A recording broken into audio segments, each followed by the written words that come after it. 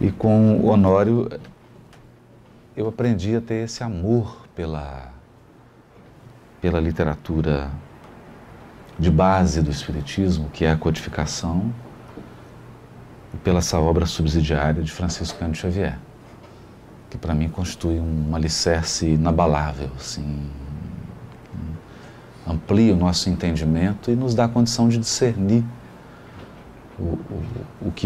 o que surge atualmente, né? Discernir com segurança. Mas hoje eu gostaria de, nessa manhã de domingo, fria, né? Surpreendentemente fria,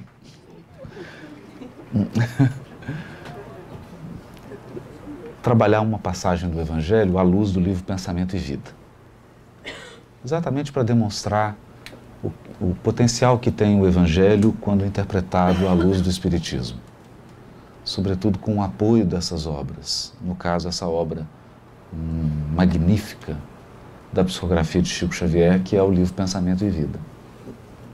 Esse livro, ele traz um fio condutor que, de certo modo, faz um paralelo com a obra de André Luiz. Muitos pontos da obra de André Luiz dialogam com essa obra de Emmanuel.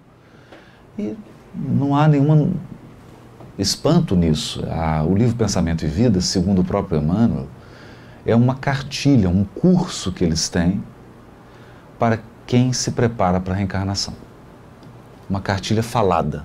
É como se fosse uma evangelização para reencarnante. São 30 aulas e antes de você reencarnar, você faz esse estudo aqui. E é interessante porque ele cobre assim um leque daquilo que a gente vai enfrentar mesmo na encarnação, né? Os principais fatos assim que a gente vai se deparar quando está encarnado. Os desafios. E fala do alicerce de tudo isso, que é a nossa mente. Então vamos lá. No capítulo 8 do Evangelho de Marcos, Jesus, caminhando ali por aquela região da Galileia, entra numa aldeia chamada Betsaida. Importante lembrar que na época de Jesus, as aldeias eram realmente vilas muito pequenas, né? 50 casinhas, 100 casas, 150, eram vilas mesmo. Pequenos povoados em que as pessoas tinham uma relação muito íntima, elas se conheciam. Lembra um pouco aquele interior, como aqui nos Estados Unidos, ou mesmo no interior do Brasil, em que as pessoas te conhecem pelo nome da sua mãe, do seu pai, né? É o Haroldo, filho de não sei quem, o João, filho do... E a gente percebe que as pessoas têm raízes, você sabe de onde elas vieram, qual que é o círculo delas. E Jesus entra numa aldeia dessa e encontra um cego. É o cego de Betsaida. O que há de curioso nessa cura, eu diria paradoxal, que leva alguns até a questionarem se não houve um erro na redação dessa passagem do Evangelho, e a gente vai ver que não. A pérola, a beleza dessa passagem está nesse paradoxo, é que Jesus cura esse cego de uma maneira bem diferente. Primeira coisa que Jesus faz é tomar o cego pela mão. Pega as mãos do cego e tira ele da aldeia. Leva ele para fora. No primeiro momento, Jesus impõe as mãos. Então é uma cura em etapas. Ela tem 2 etapas. Ele não cura imediatamente, como fez com outros. Impõe as mãos e pergunta se o cego via alguma coisa. Bom, para quem é cego, ver alguma coisa já é um progresso. Jesus pergunta se ele está vendo tudo, se ele está vendo nitidamente. Você vê alguma coisa? E ele então dá a entender que vê, mas não de forma nítida. Quer dizer, falta nitidez e falta profundidade. Porque ele diz assim, eu vejo os homens, estou vendo as pessoas. Mas elas parecem árvores andando.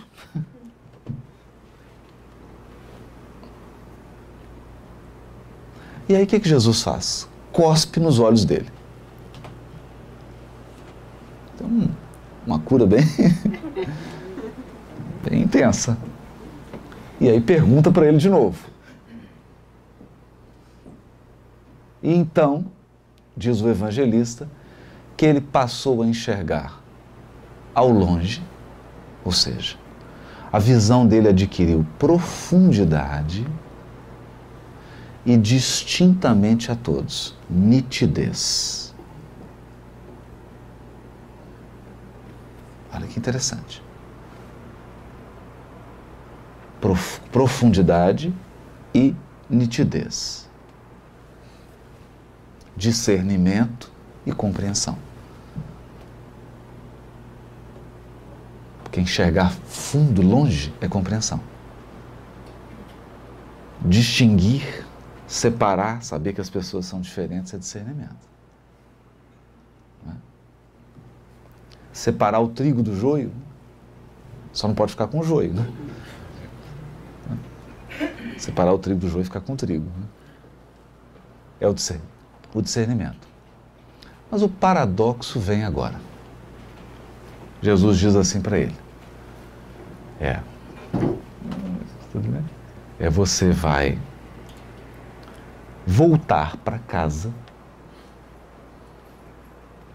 volta para sua casa, porque o cego de Betsaida queria segui-lo, queria ir embora com ele. Até num impulso natural, porque Jesus o tirou da aldeia. Ele falou, não, você vai voltar para casa, mas não vai entrar na aldeia. Hã? Como assim?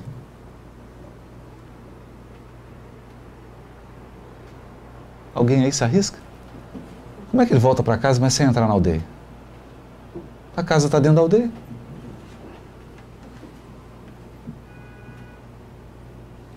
O Evangelho tem dessas coisas, né? Isso nos força a sair da letra e procurar o sentido espiritual das palavras de Jesus. Essa é a passagem ideal para demonstrar que o ensino de Jesus é espiritual e as suas palavras são de vida eterna, porque elas não estão circunscritas apenas a um momento histórico, a uma situação histórica. Elas têm um conteúdo espiritual que não tem tempo, não tem geração, não tem época. Atende ao espírito imortal, em qualquer faixa evolutiva. Então é claro que quando Jesus diz a ele para voltar para casa e entrar na aldeia, ele não está se referindo à aldeia, aglomerado de casas. Ele está falando de um outro processo, de uma outra aldeia. Temos algumas pistas? Temos no livro Obras Póstumas. Kardec escreveu um item curiosíssimo. O nome é interessante. Chama-se Fotografia do Pensamento.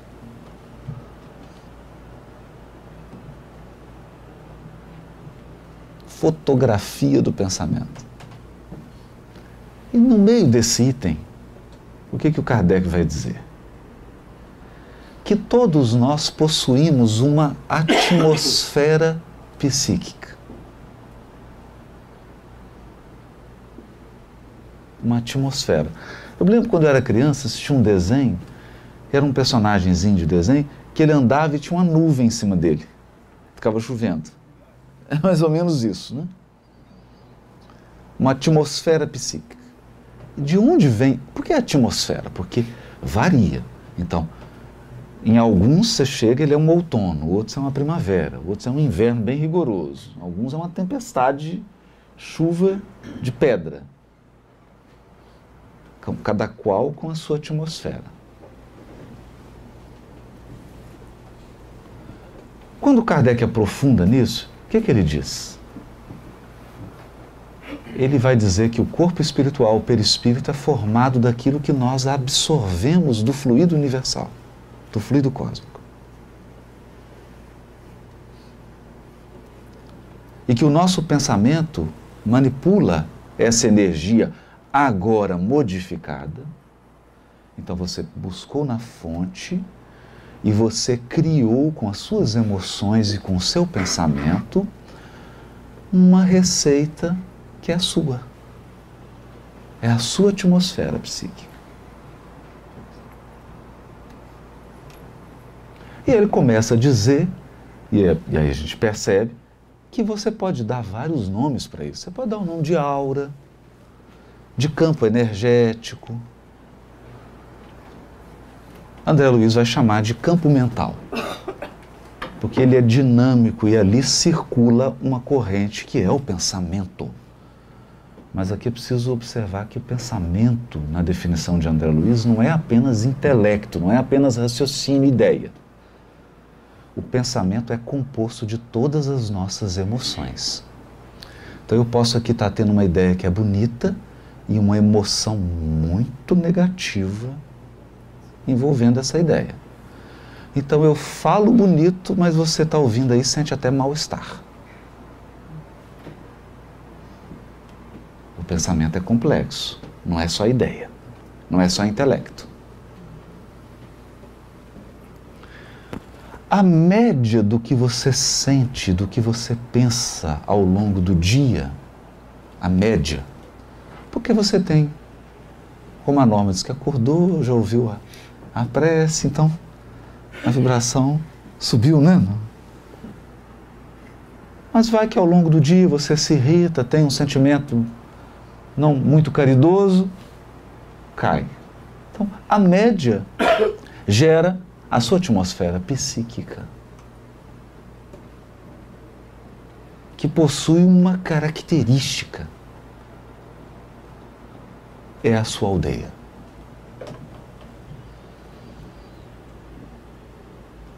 É a minha aldeia. É a Betsaida de cada um.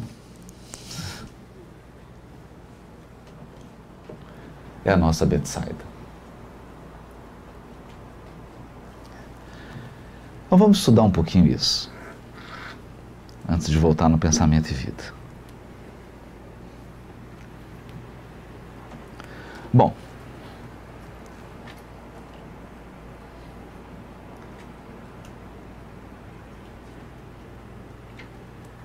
eu busquei no livro Entre a Terra e o Céu.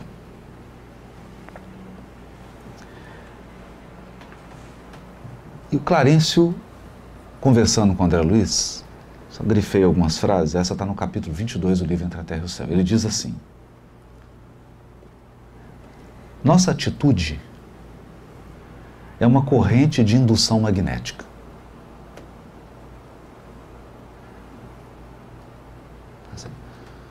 Agora, olha que interessante. Atitude é algo que vem antes do que você fala e do que você faz.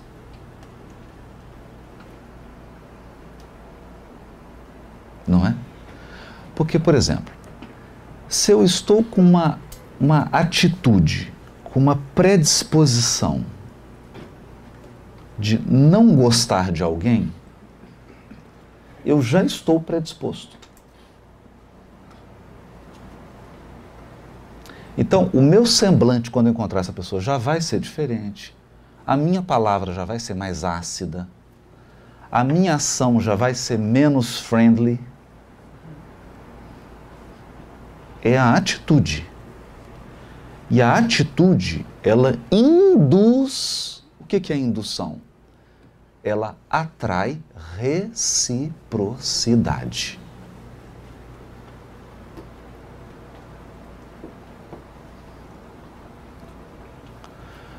Nossa, Haroldo, isso está complicado. Não, não está. Sabe o que isso significa? A sua atitude atrai as mesmas atitudes que a sua. Então isso significa que você passa a morar numa aldeia e você não conhece mais nada além de você.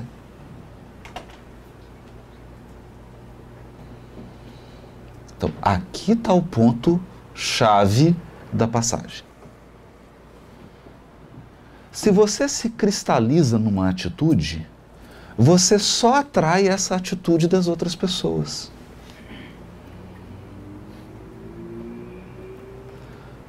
É claro que você não pode imaginar que todas as pessoas do mundo só são aquilo. Não. Elas são mais do que aquilo. Mas quando elas se relacionam com você, em função da sua atitude, se elas estiverem vigilantes, elas vão sintonizar com a sua atitude e vão reagir na mesma pauta da sua atitude. Conclusão, com o tempo você não sai da sua aldeia.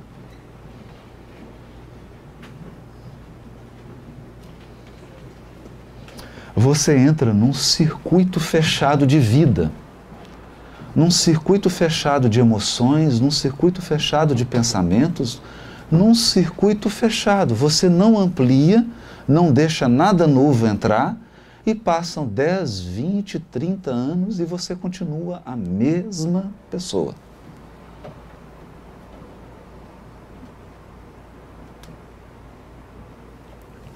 É curioso porque costuma acontecer de você até trocar de marido ou de mulher e vir o mesmo.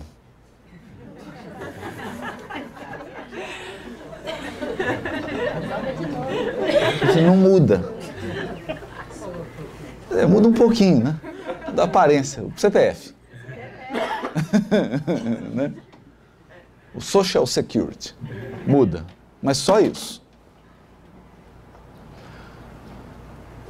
Daí, e aqui está a importância, chega uma hora que você tem que deixar Jesus entrar na sua aldeia.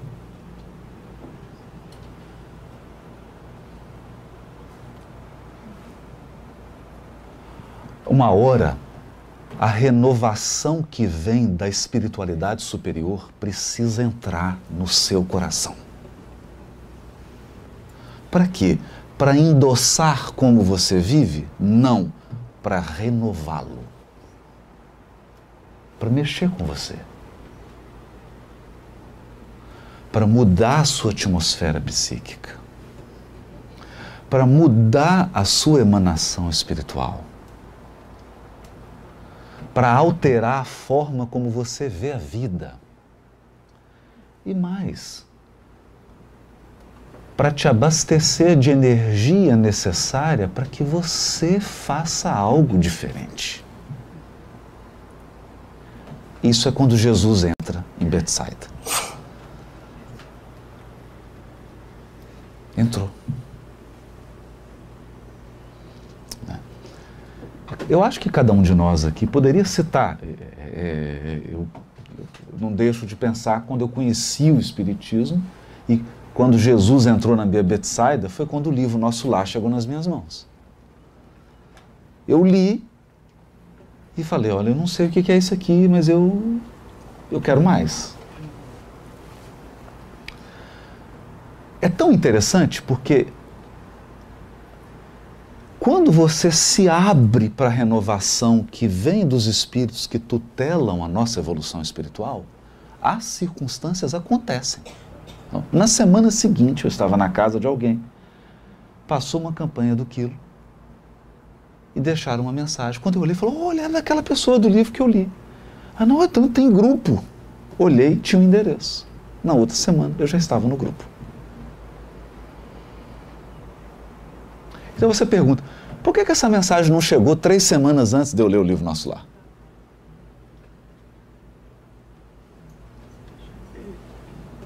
Então você está se perguntando assim, puxa vida, mas tem certas coisas na minha vida que não mudam. Já tem 3 anos que eu estou fazendo oração pedindo para mudar. Mas você saiu de Betsaida? Tem que sair de Betsaida. você tem que segurar nas mãos do Cristo e deixar que Ele tire você de Betsaida. Agora, claro, eu estou falando aqui uma metáfora, né? Esse segurar nas mãos é eu me abrir para aquilo que a espiritualidade superior está propondo. E é sempre desconfortável sair da aldeia. Porque isso nos lembra aquele caso, o sujeito andava aqui por uma highway, né? E acabou a gasolina, ele parou então num posto e foi abastecer. Enquanto ele abastecia, tinha um cachorro uivando. E o tempo todo que ele abasteceu, pagou e o cachorro não parava de uivar. Aí tinha um sujeito sentado lá que devia tomar conta. Falou, me escuta, por que esse cachorro está uivando? Ele está uivando assim porque está deitado em cima de um prego. Pelo amor de Deus, por que ele não levanta?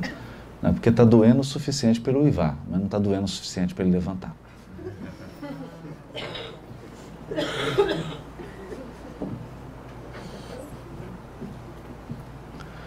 Ou aquela experiência que fizeram, está até num livro, né, de autoajuda, ver como que os ratos são mais inteligentes que a gente. Inteligência emocional. Inteligência emocional. Colocaram um labirinto, um queijo no meio do labirinto. E o rato chega lá, come o queijo, volta. Coloca um queijo de novo, ele vai. Na terceira vez não põe queijo. Ele vai, não encontra o queijo. Coloca ele de novo. Ele vai, não encontra o queijo. Depois ele não vai mais. Se fosse a gente, 1000 anos indo.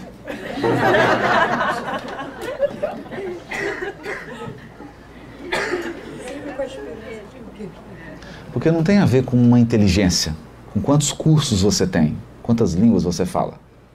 Tem a ver com sentimento. Aceitação.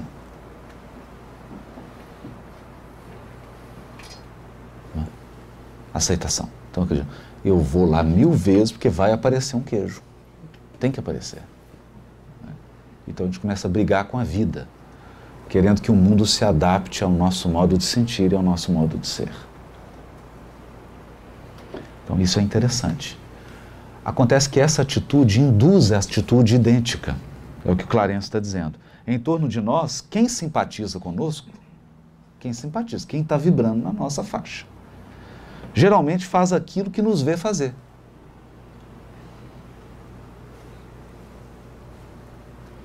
Nosso exemplo em razão disso é um fulcro de atração. É um imã. Você atrai, atrai, atrai, atrai, atrai. Ele fala, meu Deus, mas por que está chegando em mim? A pergunta é, por que eu estou atraindo? Não é? Bom.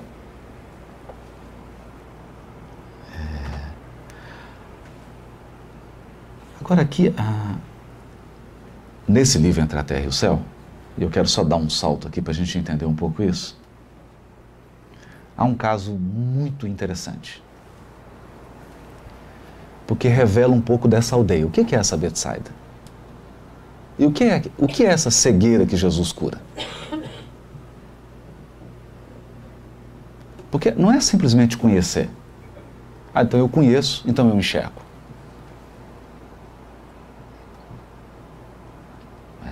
O conhecer é o primeiro passo. Sentir é a verdadeira absorção. Quando isso vem para o seu sentimento e você passa a viver aquilo. Aquilo passa a ser um valor. Então você vibra. Você emite naturalmente, porque aquilo aquilo passa a ser algo que o seu coração busca. No caso aqui, há algo interessante nessa obra. O livro começa com uma prece de uma criança, o que já revela a força da prece. Porque a prece é quando você fala assim, meu Deus, eu sei que sou cego, mas eu não consigo sair dessa aldeia. Me tirem daqui. E a situação é tão assim, porque não é o cego que vai até Jesus, eles levam o coitado. Lá diz que amigos dele levam ele até Jesus. Ele já não tinha condição mais de ir. De tão envolvido que ele estava. Então a prece é esse pedido de socorro. E o atendimento vem. No caso, Clarencio, ministro de nosso lar, sai das suas atividades e vai atender a prece dessa criança.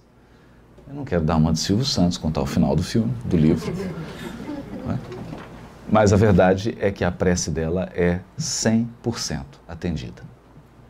Tudo que ela pediu foi atendido. Mas demorou 2 anos. Que não tem mágica. E o curioso é que ela faz uma prece dirigida para a mãe. Mas a mãe era a causa de todo o problema que estava motivando a prece. A vida dela tinha se tornado, tadinho, um inferno. A Evelina havia reencarnado, ela vinha de nosso lar com uma tarefa específica, com o amparo da colônia espiritual de nosso lar. A mãe dela desencarna, o pai contrai, casa-se de novo, mas a mãe, num processo complicado, porque um dos irmãozinhos dela morre, é um processo muito complicado, a mãe se transforma numa obsessora tenaz. E estava quase matando a segunda esposa do marido.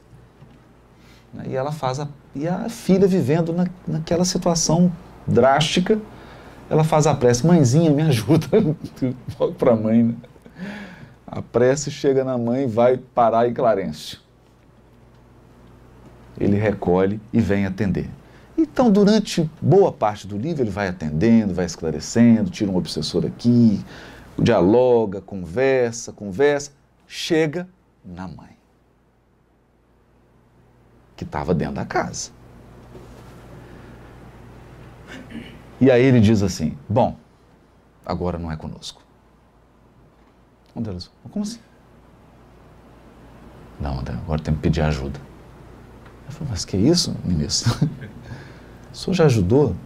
Já resolveu tanta coisa, agora não vai conseguir resolver. Por que o senhor não consegue resolver isso? Ele diz assim, efetivamente guardo alguma força magnética suficientemente desenvolvida. Olha só. Capaz de operar sobre a mente de nossos companheiros em recuperação. Ou seja, André, eu já tenho uma força magnética capaz de atuar na mente de companheiros que estão em processo de recuperação. Tenho essa força já.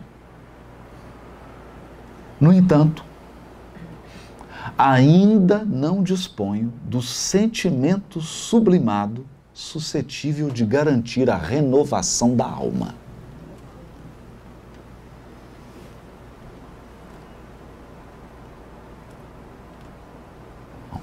Eu tenho força para atuar, mas quando se trata de renovar a alma, ou seja, tirar da aldeia, tirar completamente da aldeia,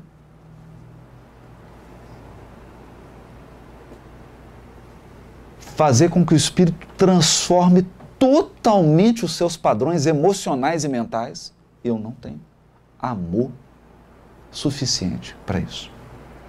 Sentimento sublimado. Sem dúvida, dentro de minhas limitações, estou habilitado a falar a inteligência. Mas não me sinto à altura de redimir corações. Bonito isso, né? Para esse fim, olha aqui, para decifrar os complicados labirintos do sofrimento moral,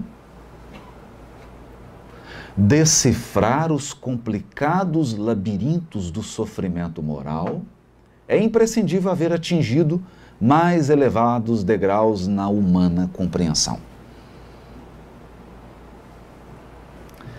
Labirintos do sofrimento moral?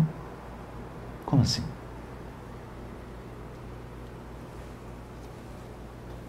Vamos voltar para o ratinho? O que produz em nós essas aldeias? É o que a gente chama de esclerose espiritual.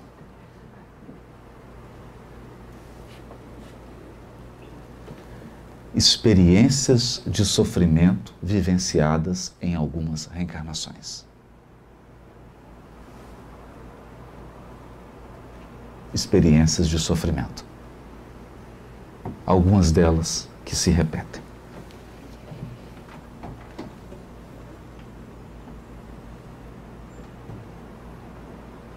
Então, em vivendo uma experiência com algum espírito, com alguma criatura, aquilo afetou a minha sensibilidade emocional de tal modo, me provocou um sofrimento que eu cristalizei.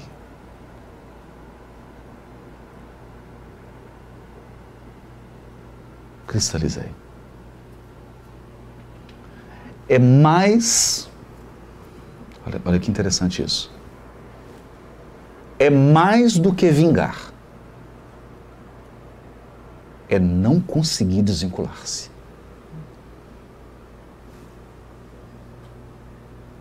Uma pessoa me contou um caso muito curioso, né? Um casal que tinha 50 anos de casamento. 49 anos e 10 meses, eles passaram se agredindo uns aos outros. Então era um casal velhinho, assim, que eles acordavam e já começavam o UFC.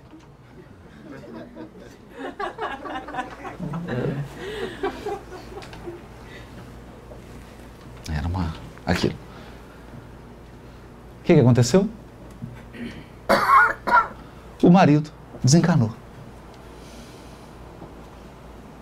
E não teve jeito.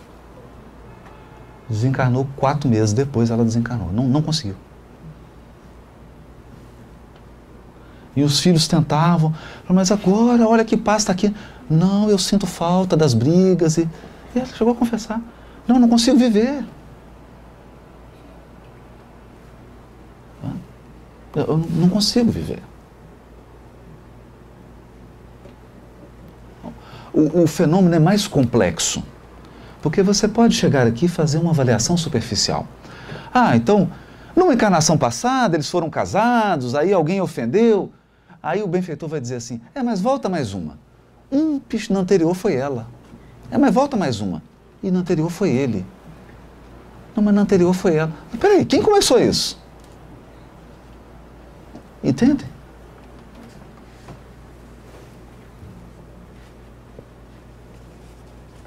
Então, numa vida, um fez uma coisa com o outro, grave. Na outra, o outro fez. Mas pronto, agora é 0-0, né? Ou 1-1, né? Chega. Não! Pergunta se quer parar o jogo. Aí fica 2-1, depois 2-2, 3-1, 3-2, 4-1, 4-4, 5-4, não é? Não para o jogo. Aí se transforma em complicados labirintos do sofrimento moral. Por que eu estou dizendo? Não estou especulando, não. Esse espírito, a mãe, que estava na casa, estava obsidiando e falou assim, eu vou desencarná-la, eu quero ela aqui. Por quê?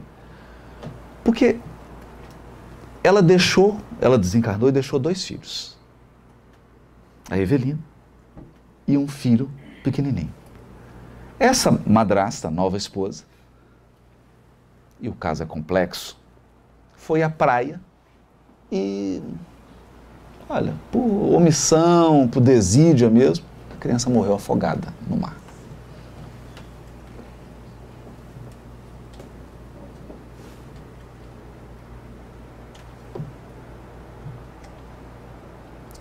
E ela falou assim, enquanto eu não desencarnar ela, eu não sossego. Agora eu quero ela aqui.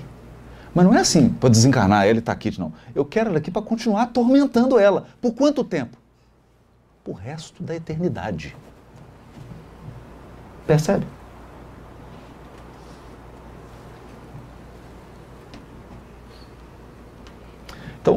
A gente participa como dialogador em algumas reuniões mediúnicas, e aí chega um espírito sofredor, um profundo sofrimento moral, nesses intricados labirintos do sofrimento moral, e ele começa a dizer, ó, eu detesto fulano, ou às vezes eu detesto você, não adianta vir conversar comigo, eu vou te perseguir, né? Ou vou perseguir fulano.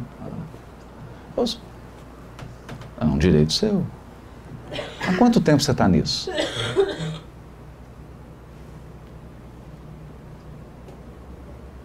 O que mais você tem feito? Não, mais nada. E sua vida?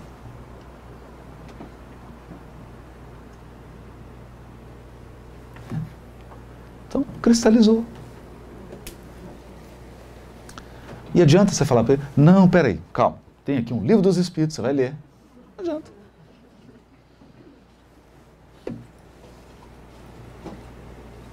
Então é isso que Clarence está dizendo. E aí eles chamam quem? Zulmira. Zulmira, desculpa, gente. Chamam a irmã Clara.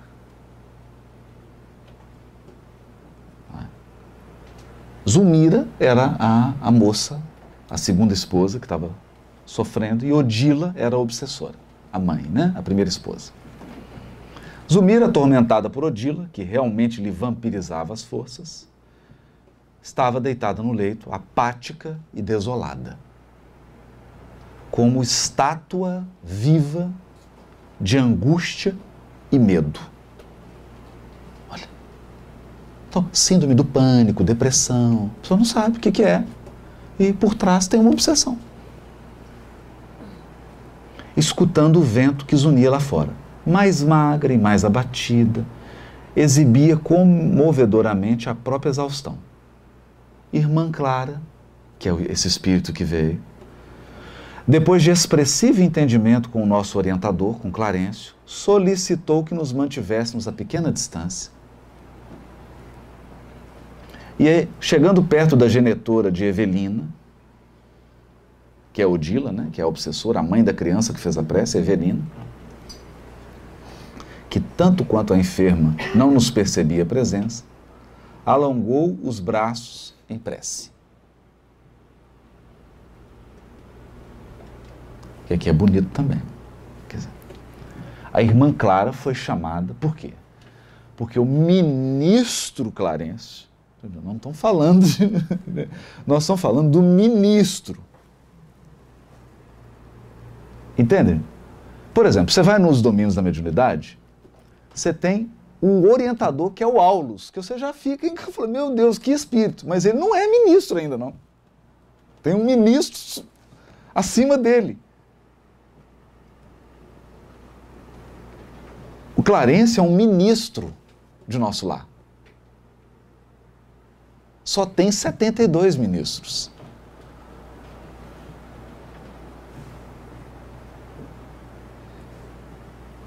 E ele chama a irmã Clara. E a irmã Clara chega para atender. Se ela fosse um encarnado, o que ela fazia? Não, pode deixar, eu sou médico curador, vou curar aqui.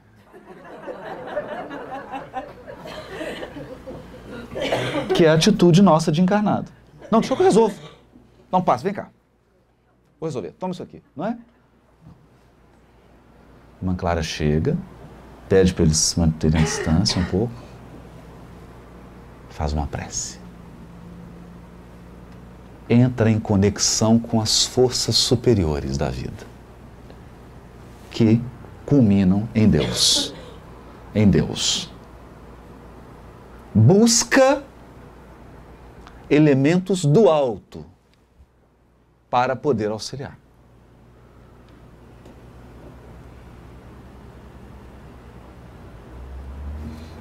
Não confia nos próprios recursos, embora os recursos dela sejam vastíssimos.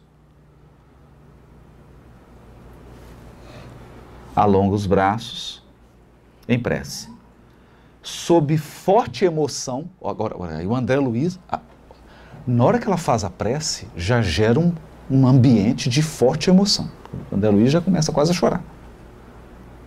Acompanhei o formoso quadro que se desdobrou divino ao nosso olhar. Gradativamente, o recinto foi invadido por vasto círculo de luz. Por que círculo de luz? Porque é a atmosfera psíquica da irmã Clara.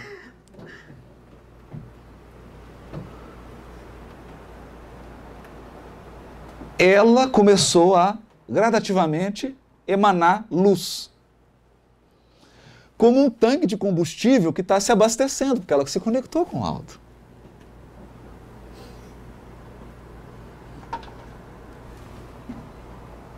Não é interessante isso?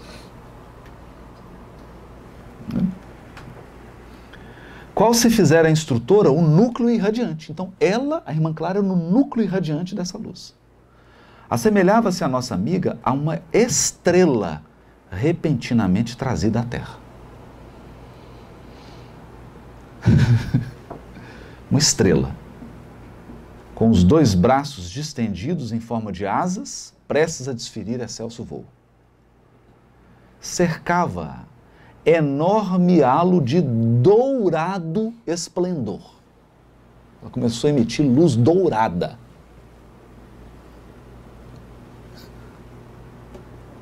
Como se ouro eterizado e luminescente lhe emoldurasse a forma leve e sublime. Dos reverberos dessa natureza, quer dizer, passavam as irradiações a tonalidades diferentes em ciclos fechados sobre si mesmos, caminhando dos reflexos de ouro, então de ouro começou a ficar opala, de opala róseo, cor rosa, vivo, do rosa vivo ao azul celeste, começou a virar um arco-íris. É gosto.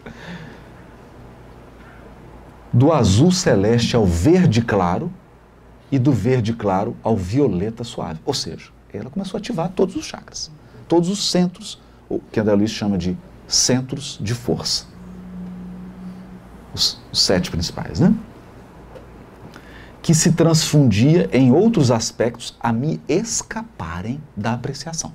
Então André Luiz falou, eu só estou narrando para vocês o que eu consegui entender, porque começou a acontecer coisas que eu já não entendia mais.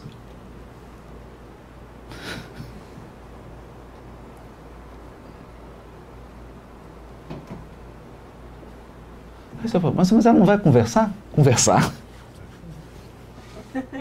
Conversar? Falar o quê? Vai falar o quê?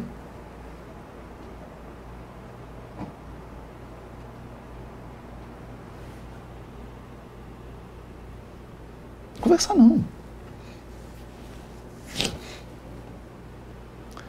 Então,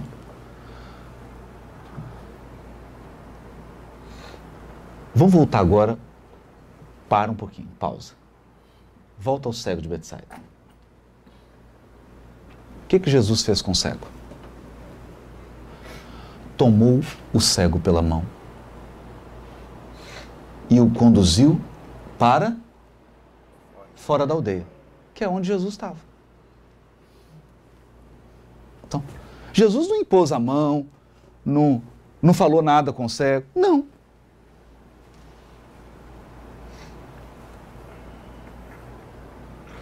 O primeiro passo da cura do Cristo foi vibrar ele, a sua natureza espiritual. Exemplificar. Dar o exemplo. Não é bonito isso? Dar o exemplo. Aqui o que a irmã Clara está fazendo é, primeiro ela tem que dar o exemplo. Primeiro ela tem que emanar esse amor, essa luz. Primeiro ela vai fazer isso. Entrou em prece, recebeu, emanou.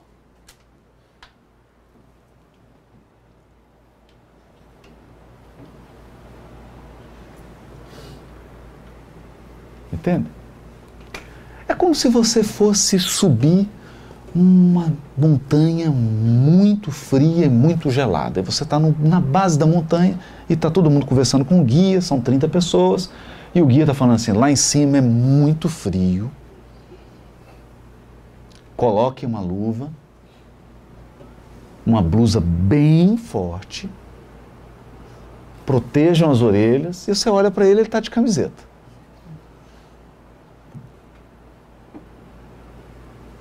Você fala, tem alguma coisa errada nisso. Tem alguma coisa errada? Tem alguma coisa errada. Agora, se o guia está conversando com você, ó, coloca uma blusa bem forte, aí ele começa a colocar a blusa. Começa a colocar a blusa, fala assim, meu Deus do céu, é frio. Não é?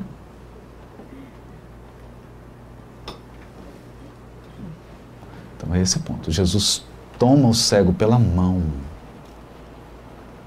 e o leva para fora da aldeia. É o que a irmã Clara está fazendo. Só que aqui ela está levando o ambiente inteiro para fora da aldeia. Porque ela chega num ambiente, um ambiente em que tem ódio, ressentimento, má vontade, indisposição.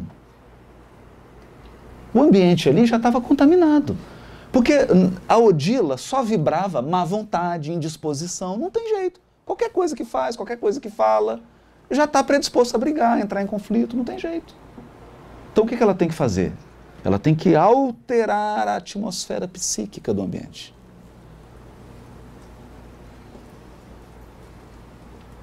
Sair da aldeia. Tive a ideia de que irmã Clara se convertera no centro de milagroso arco-íris, cuja existência nunca pudera vislumbrar. Fizera-se a casa, agora olha que lindo, exatamente isso. Fizera-se a casa excessivamente estreita para aquela abençoada fonte de raios balsamizantes e indefiníveis. Quer dizer, a casa ficou pequena. Mas eu queria chamar uma atenção aqui. A energia que a irmã Clara irradiava era de bálsamo, não era de crítica, não era de julgamento. Eita, obsessor, hein? Deixando a outra magrela, morrendo, o que é isso? Não tem coração, né? Não. Eles começaram a sentir bálsamo. Bálsamo, bálsamo. Depois eu vou contar um segredinho aqui. Tem um segredinho, tem. Estático, ó, agora olha que interessante. Balsamizantes indefiníveis. Então tinha emanações também que André Luiz não conseguia definir.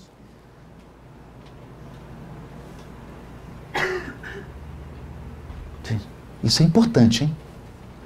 Isso significa que quando alguém chegava perto de Jesus, ele sentia coisas que ele não conseguia definir.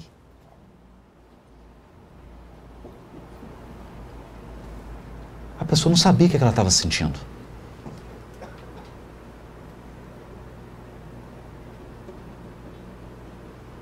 Não sejamos ingênuos, né?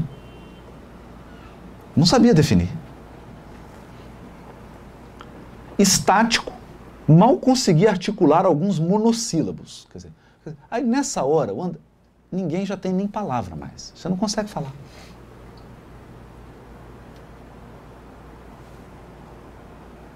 André Luiz, que é o inteligente, não conseguia falar. Nem monossílabo. Nem sim, não, é, ui, uai. Né? Mal conseguia articular alguns monossílabos procurando esclarecimento em nosso instrutor. Então olhou para o Clarence e falou, Clarence, só olhou, né? Falou, nossa, o que é isso, né? E aí o ministro, irmã Clara, informou o ministro igualmente enlevado. Até o Clarence estava, né? Clarence estava curtindo, né? Estava adorando. Que coisa linda, né? Irmã Clara já atingiu o total equilíbrio dos centros de força.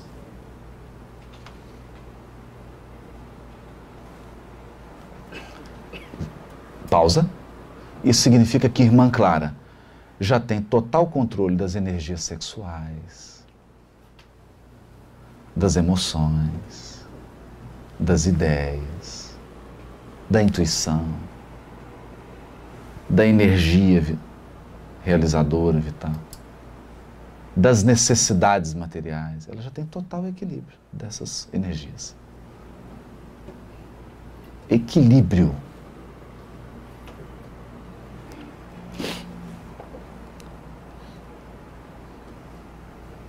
Do centro de força, que irradiam ondulações luminosas e distintas. Quer dizer, cada um emite luz distinta, diferente, ao influxo da mente enaltecida. Emite as vibrações do seu sentimento purificado, que constituem projeções de harmonia e beleza a lhe fluírem do ser. Se partilhássemos com ela a mesma posição evolutiva, agora, o que eu acho bonito? Quer dizer, Clarence está dizendo assim, ó, se nós tivéssemos o mesmo nível de evolução dela, a gente compreenderia totalmente o que ela está emanando.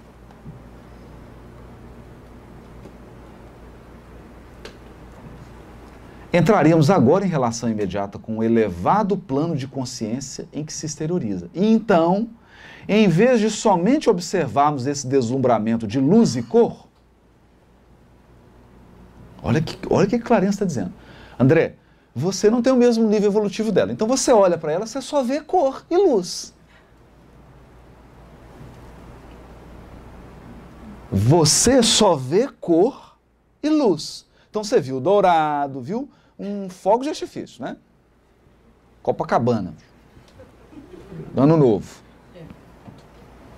Várias cores. Mas isso é porque você não tem o mesmo nível evolutivo dela. Porque tem mais coisas. Não é só luz e cor.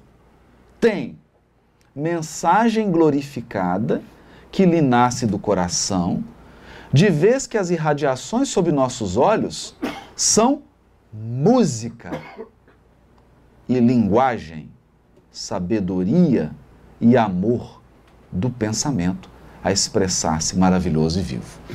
Então, o pensamento dela tem palavras, ela está conversando já com a Odila.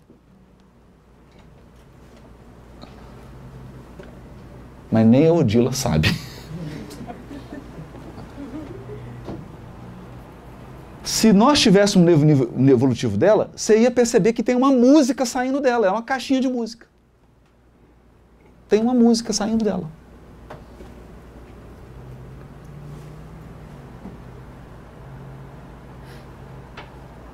Ela está transmitindo algo.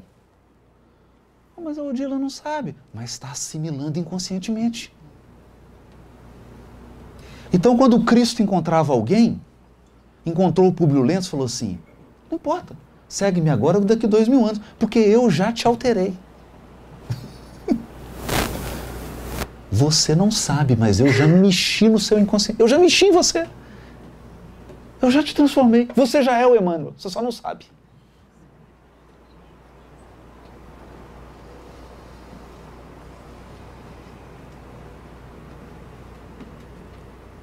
Você só não sabe. Ou quando aquele soldado olha para ele e enfia a lança nele, fura Jesus na cruz, Jesus já desencarnando. E o que ele faz? Olha para o soldado.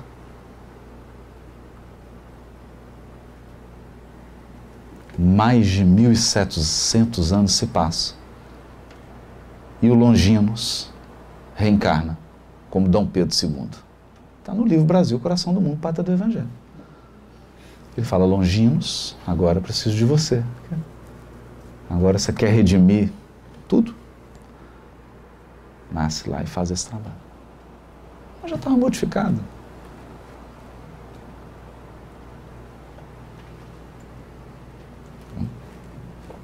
Uma questão é que sementes foram plantadas e essas sementes iam germinar. Por quê? Porque Jesus entrou na aldeia.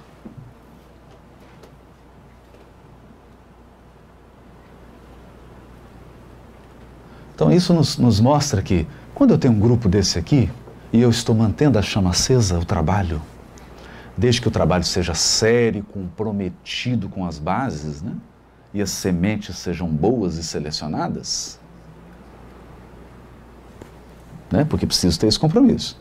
Se isso ocorre, você não sabe, pode entrar uma pessoa aqui, ele veio aqui, participou de 2 reuniões. Pronto, acabou, está feito o trabalho. O trabalho está feito. Você fala assim, pô, você participou de 2, saiu, foi embora. O grupo lá é engraçado, viu? Entra um tanto de gente, vai embora. E os amigos espirituais falam assim, gente, muito obrigado, viu? Vocês, na hora que germinar, vocês vão ver.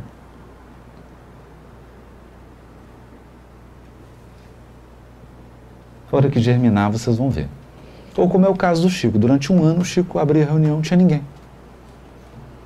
Ali o Evangelho. Um pouquinho antes de 50, né? Um pouco antes de 1950. Aí um dia o Chico falou, olha, mano, eu vou fazer não. Tá sozinho, leio.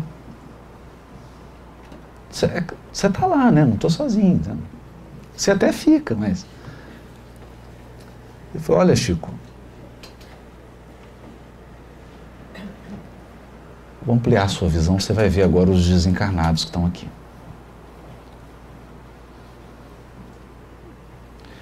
E aí só diz assim, o Chico só diz assim, e ao longo do tempo eu fui identificando esses companheiros que foram reencarnando e assumindo funções na tarefa espírita.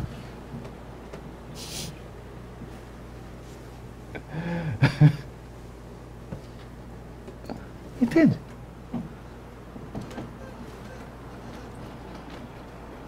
Ou seja, às vezes nós estamos aqui preocupados, poxa, mas tão preocupados com os desencarnados, mas os trabalhadores mesmo do movimento espírita estão desencarnados, estão aqui esperando, programando a encarnação. Olha, 1900, 2040, eu estou encarnando em Nova York, é um trabalho, e está aqui.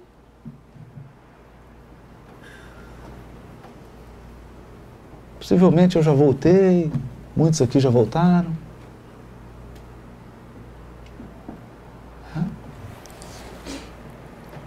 Aí ele diz assim, a sintonia espiritual perfeita, porém, só é possível entre aqueles que se confundem na afinidade completa. Olha, que para sintonizar com a irmã Clara, tem que estar... A afinidade tem que estar vibrando no mesmo nível que ela. Aí troca. Aí eu não sei o que é que troca, porque se namorar aqui na Terra já é bom, imagina num nível desse aqui, né? Que você emite assim, vai música, vai cor, vai... É 5D. Aqui são 5 dedos, né? Você faz um carinhozinho lá, é 5D. Olha um para o outro, vai música, vai harmonia, vai cor. Estou brincando, né? Mas deu para entender, porque nós estamos falando do amor universal, né? E aqui a irmã Clara estava emanando. Mas por quê? Olha que interessante isso aqui. Quando a irmã Clara chega, Clarencio faz um relatório para ela. Clarencio resumiu o drama que nos empolgava a atenção. Quando se inteirou, isso é a irmã Clara, quando ela se inteirou de que a amargurada mulher devia renunciar ao companheiro que permanecia na terra,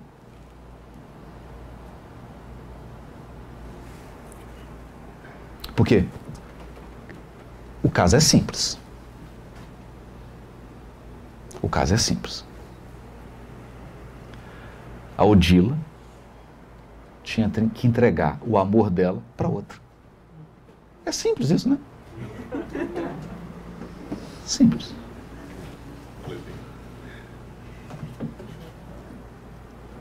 Devia renunciar ao companheiro que permanecia na terra. Vimos imensa compaixão a se lhe estampar no rosto. Então, a irmã Clara fez um semblante de compaixão. Seus olhos enevoaram-se de lágrimas que não chegaram a cair. Quer dizer, a irmã Clara quase chorou. Compreendi que a nobre instrutora aureolada de soberanos valores morais, trazia consigo profundas mágoas e manifestas. Certamente, buscávamos reconforto para um coração infeliz, num coração que talvez estivesse padecendo ainda mais. A irmã Clara também estava renunciando um grande amor para não sabemos quem.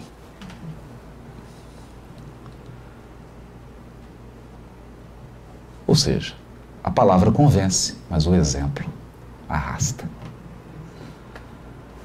A irmã Clara veio atender um drama que ela vivia, então ela tinha autoridade moral.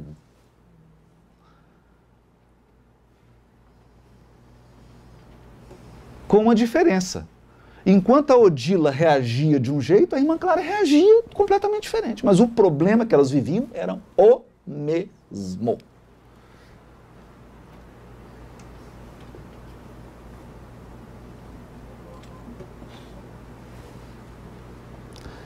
Isso é um padrão na obra de André Luiz. Você pega o livro Sexo e Destino. Os dramas são de pessoas que têm graves problemas com a energia sexual. Com relacionamento, energia sexual, etc. E o instrutor Félix, eu vou contar. Vou ter que contar o fim do livro.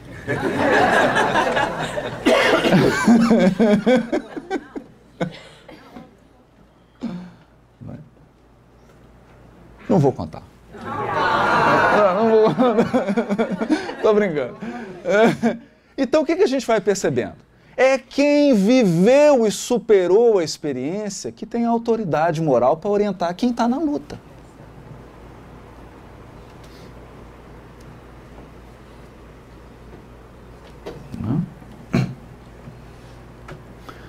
É por isso que nós não temos um mestre, um guia e modelo, que é um espírito inexperiente.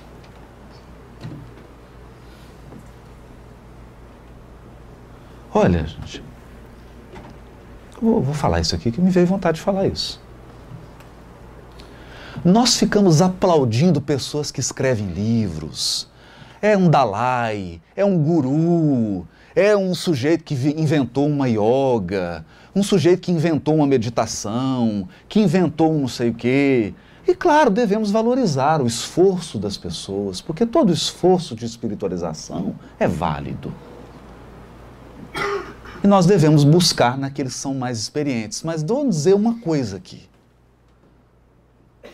Os sistemas solares nos quais Jesus evoluiu já não existem mais.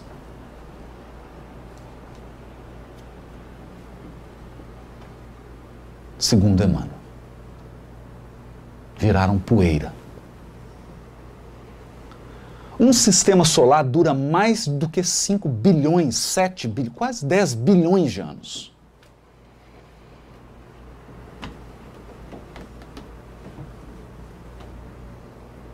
Só que ele é Cristo do planeta já tem quase 5 bilhões de anos.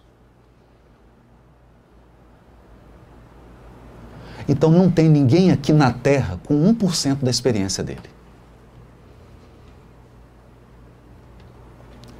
E nós não vemos Jesus tendo a atenção que merece do nosso coração. A gente idolatra mais encarnados, mais pessoas do que o nosso guia e modelo.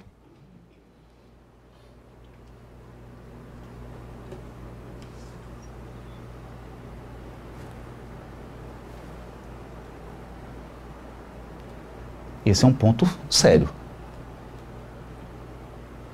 Porque nós deveríamos entregar nossos dramas à consultoria do Cristo. Olha, Jesus, eu estou aqui todo enrolado em relacionamento. Você não poderia me dar uma consultoria?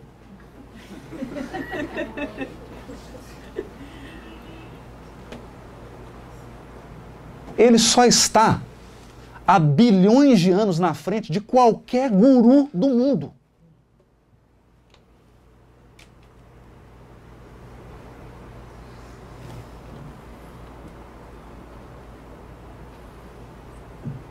Mas eu fico pensando, por que nós não valorizamos Jesus? Sabe por quê? Porque Ele dá de graça. Se Ele cobrasse, a gente valorizava.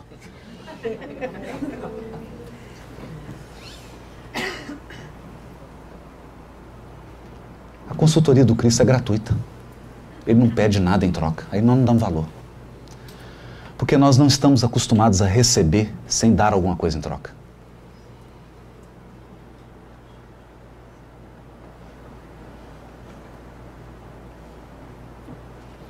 E o Cristo é para todos, né? O Cristo é para todos. E é um ponto para a gente refletir.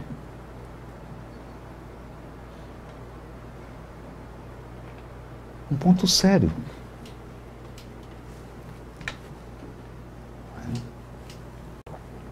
Só Ele.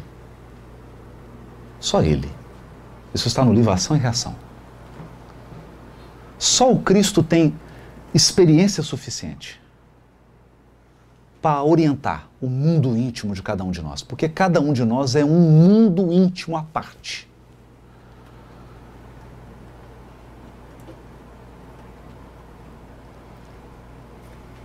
Eu posso ter determinadas experiências, mas eu não tenho experiência para orientar todo o seu mundo íntimo. O Cristo tem. A experiência dele é tão vasta que ele entra no seu mundo íntimo, e o seu mundo íntimo é pequeno para ele.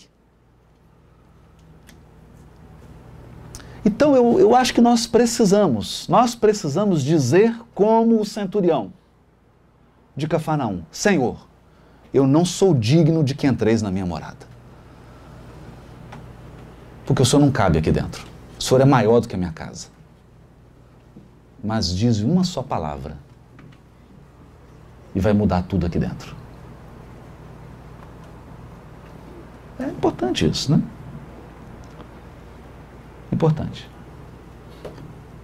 Então,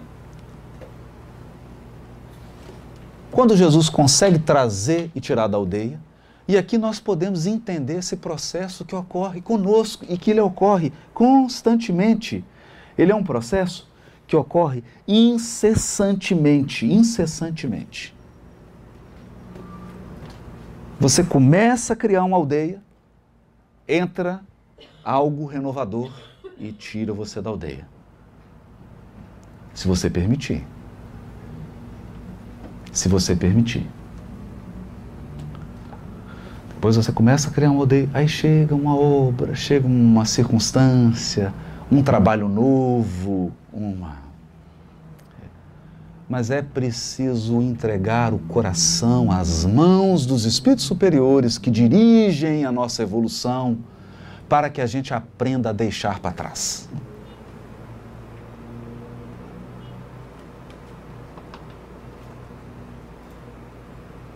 Aprenda a deixar para trás. Por isso, a encarnação possui dois marcos. Um é o útero e o outro é o túmulo. No útero, você abre mão do mundo espiritual. Você tem que deixar para trás o mundo espiritual. Quantos corações que a gente ama e agora a gente não lembra nem mais o nome.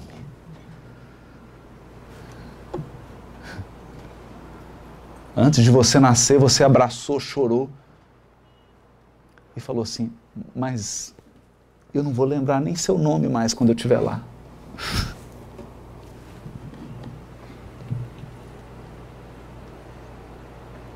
Não vou lembrar nem seu nome. E eles nos disseram: mas o amor vai nos manter unidos. E você teve que deixar para trás. E você reencarna e começa a se acostumar com aqui, chega o momento da desencarnação, você tem que abrir mão. Tem que abrir mão. Tem que deixar. Para que a vida flua. Mas ao longo da encarnação, nós experimentamos vários túmulos e vários úteros. Vários. Vamos tendo que abrir mão de circunstâncias, de situações. Você vivia naquela casa, eu estava lá, não sei o que, mudou de país.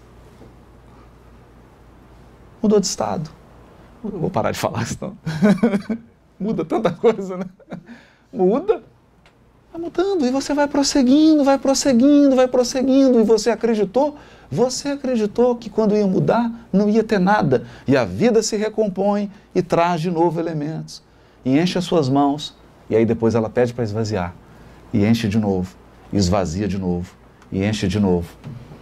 E nós vamos assim saindo das aldeias, saindo das aldeias, saindo das aldeias, porque o objetivo é enxergar. Ao longe, e distintamente, cada vez mais. Enxergar. Essa é a cura. A verdadeira cura. E no momento que você está abrindo mão, você não enxerga, você está cego. Tem que ter humildade do outro cego. O de Jericó, que diz: Senhor, Jesus falou para ele: o que você quer? O que você quer de mim?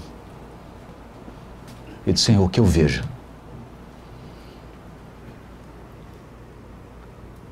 Eu só quero enxergar. Enxergar o que eu não estou vendo. As bênçãos que eu não estou vendo. As possibilidades que eu não estou vendo. As propostas de renovação que eu não estou vendo. O futuro que eu não estou vendo. O que está reservado para mim, que eu não estou vendo.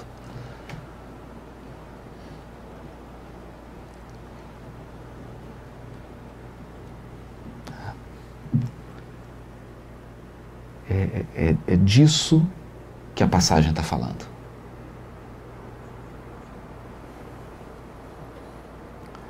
E o propósito do Espiritismo na nossa vida é nos dar resiliência. Porque a vida é assim, seja você resiliente ou não.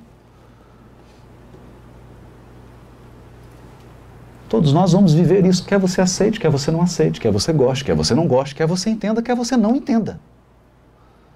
A questão é que com o Espiritismo na nossa vida, com o Evangelho à luz do Espiritismo, nós passamos pelo processo enxergando. É tão bom. Dói a mesma coisa. Mas enxerga. Vê. Vê o que está indo e vê o que está vindo. Vê o que está vindo. Por isso, eu gostaria de... Agora tem que dar um intervalo, né? Não, é um intervalo agora? Não. É meio... De meia hora. De meia hora. Mas é agora? É agora, né? Ah, agora, dentro de 5 minutos. Nós tínhamos dito 11h30 ao meio-dia. Intervalo. Então, ótimo, perfeito. Então tem 5 minutos ainda. Isso, temos 5 minutos. Vou introduzir a segunda parte, então. Isso.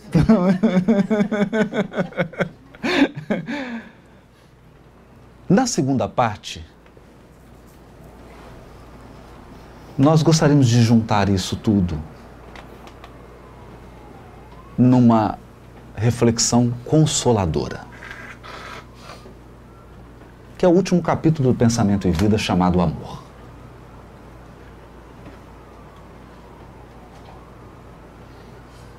E entender que todos esses processos transcorrem sob o patrocínio do amor. Mas aqui é preciso resgatar aquela experiência de mãe. A mãe ama o filho. Mas se o seu amor é responsável, se o seu amor é maduro, ela não dá para o filho tudo o que ele quer comer, não é verdade? Porque ela sabe que ele precisa comer coisas que ele não gosta de comer. Uma mãe não entrega uma faca de um chefe profissional nas mãos de uma criança de 2 anos. Porque a criança acha que a faca é um brinquedo. Porque ela sabe que faca não é brinquedo.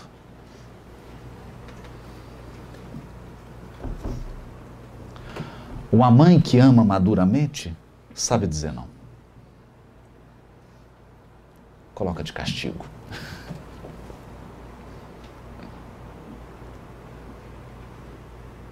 Mas também aconchega, fortalece. Ela não vai fazer a prova para você. Mas ela te leva na escola, te enche de beijo, te deseja boa sorte. Na hora que acaba, ela está ali para te buscar. Não é verdade? Com Deus também. Com Deus também. Então, a mensagem que abriu a reunião de hoje diz que Jesus dava o que nós necessitamos, não nem sempre o que nós pedimos.